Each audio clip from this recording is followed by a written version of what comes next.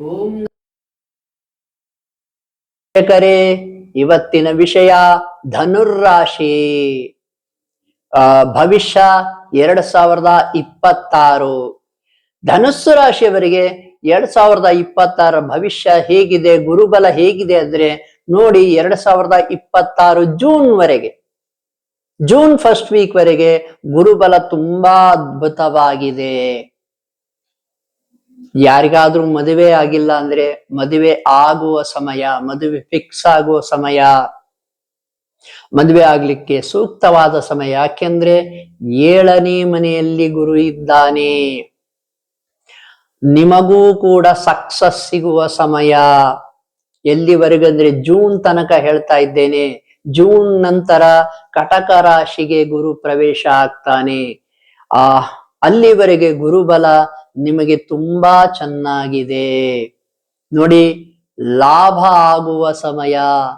ನಿಮ್ಮ ಅಕ್ಕ ಅಣ್ಣ ಯಾರಾದ್ರೂ ಇದ್ರೆ ಅವರಿಗೂ ಕೂಡ ಒಳ್ಳೇದಾಗ್ತಾ ಇರುತ್ತೆ. ನಿಮಗೂ ಕೂಡ ಸಕ್ಸಸ್ ಸಿಗ್ತಾ ಇರುತ್ತೆ. ಹಾಗೆ ಯಾರಾದ್ರೂ ಸೋಷಿಯಲ್ ಮೀಡಿಯಾದಲ್ಲಿದ್ರೆ ಅವರಿಗೂ ಕೂಡ ಒಂದು ರೀತಿಯ ಸಕ್ಸಸ್ ಇರುತ್ತೆ. 7ನೇ ಮನೆ ಗುರು ಅಂದ್ರೆ ಕೇಂದ್ರ ಸ್ಥಾನದಲ್ಲಿ ಗುರು ಇದ್ದಾನೆ. 1ನೇ ಮನೆ, 4ನೇ ಮನೆ, 7ನೇ ಮನೆ, 10ನೇ ಮನೆ ಇವೆಲ್ಲವೂ ಕೇಂದ್ರ ಸ್ಥಾನಗಳು. ಯಾರ್ಯಾರ ಜಾತಕದಲ್ಲಿ ನೋಡ್ಕೊಳ್ಳಿ, ಗುರು ಎಲ್ಲೆಲ್ಲಿದ್ದಾನೆ ನೋಡ್ಕೊಳ್ಳಿ. ಯಾರ್ಯಾರಿಗೆ ಕೇಂದ್ರದಲ್ಲಿ ಗುರು ಇದ್ದಾನೆ ಅಥವಾ ಮೂಲ ತ್ರಿಕೋನದಲ್ಲಿ, ಅಂದ್ರೆ ಮೂಲ ತ್ರಿಕೋನ ಅಂದ್ರೆ 1ನೇ ಮನೆ, 5ನೇ ಮನೆ, 9ನೇ ಮನೆ ಇಲ್ಲಿ ಗುರು ಇದ್ರೆ ತುಂಬಾ ಒಳ್ಳೆಯದು ನೋಡಿ. ಇಲ್ಲೆಲ್ಲ ಶುಭ ಗ್ರಹಗಳಿದ್ದಷ್ಟು ನಿಮಗೆ ಒಳಿತು. 7ನೇ ಮನೆ ಗುರು ನಿಮಗೆ ತುಂಬಾ ಒಳ್ಳೇದ್ ಮಾಡ್ತಾ ಇದ್ದಾನೆ. ಎಲ್ಲಾ ರೀತಿ ಏನು ಆಶೀರ್ವಾದ, ಈಗ ಗುರುಗಳ ಆಶೀರ್ವಾದ ಇದೆ. ನೀವು ಮನೆ ಕಟ್ಟದಿದ್ರೆ ಕಟ್ಟಬಹುದು, ಕಾರ್ ತಗೋಬೇಕು, ಗಾಡಿ ತಗೋಬೇಕು ಅಂತ ಏನಾದ್ರೂ ಆಸೆ ಇದ್ರೆ ನೀವು ತಗೋಬಹುದು. ಬಿಫೋರ್ ಜೂನ್, ಜೂನ್ ಒಳಗೆ ನೀವು ತಗೊಳ್ಳಿ. ಹಾಗಾದ್ರೆ ಜೂನ್ ಒಳಗೆ ಅಂತ ಹಗಲೆಲ್ಲ ಯಾಕೆ ಹೇಳ್ತಾ ಇದೀವಿ ಅಂದ್ರೆ, ಜೂನ್ ನಂತರ ಗುರು ಕಟಕ ರಾಶಿಗೆ ಪ್ರವೇಶ ಮಾಡಿದಾಗ ಜೂನ್ ಫಸ್ಟ್ ವೀಕ್ ಅಲ್ಲಿ ನೋಡಿ, ಅದು ಅಷ್ಟಮದಲ್ಲಿ ಗುರು ಪ್ರವೇಶ ಆಗ್ತಾನೆ. ಅದು ಅಷ್ಟು ಒಳ್ಳೆಯದಲ್ಲ, ಅಷ್ಟು ಒಳ್ಳೆಯದಲ್ಲ.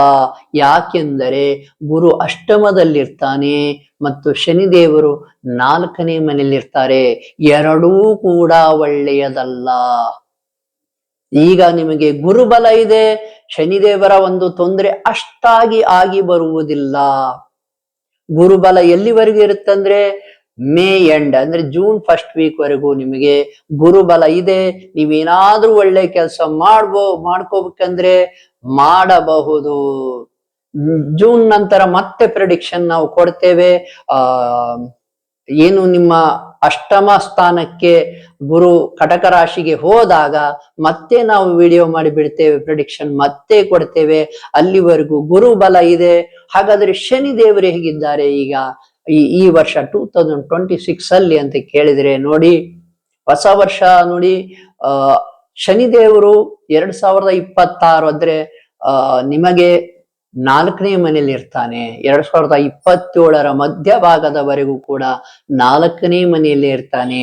ಅಂದ್ರೆ ಇದನ್ನ ಅರ್ಧಾಷ್ಟಮ ಶನಿ ಅಂತ ಕರಿತೇವೆ ನೋಡಿ. ಅಷ್ಟಮ ಶನಿ, ಪಂಚಮ ಶನಿ, ಅರ್ಧಾಷ್ಟಮ ಶನಿ ಅಷ್ಟು ಒಳ್ಳೆಯದಲ್ಲ ನೋಡಿ. ತಾಯಿಯೊಡನೆ ಕಿರಿಕಿರಿ ಆಗೋ ಸಮಯ ಬರ್ಬೋದು. ತಾಯಿಯೊಡನೆ ಒಂದಿಷ್ಟು ಕಲಹ ಆಗ್ಬಿಡ್ಬಹುದು.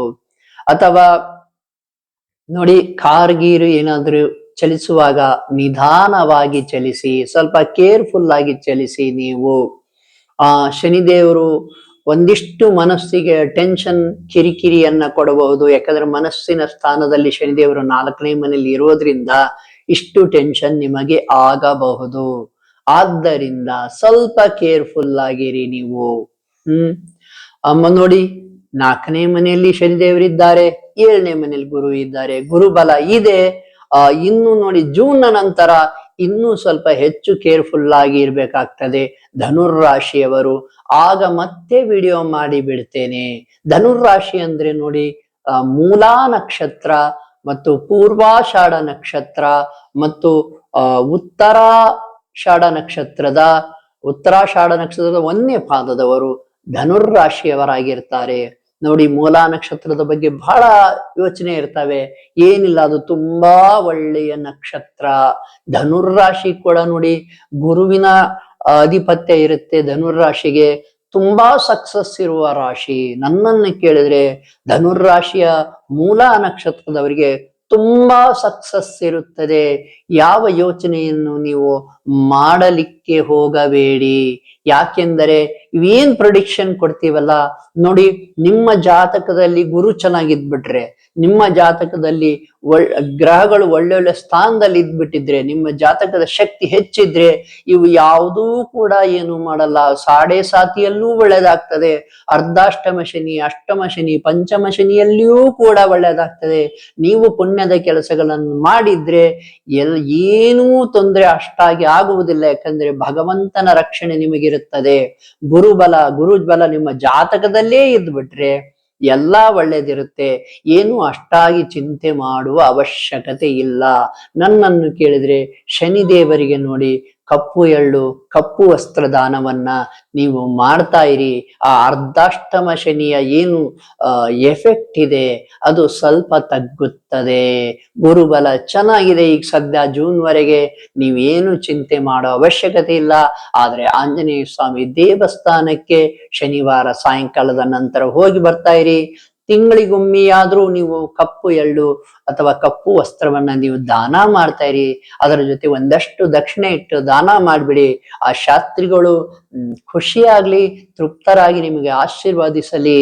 ಇದರಿಂದ ನಿಮಗೆ ಒಳ್ಳೇದಾಗ್ತದೆ. ಅರ್ಧಾಷ್ಟಮ ಶನಿಯ ತೊಂದರೆಯನ್ನು ನೀವು ತಗ್ಗಿಸಿದ್ರೆ ಗುರುಬಲ ತುಂಬಾ ನಿಮಗೆ ಒಳಿತನ್ನು ಮಾಡ್ತದೆ.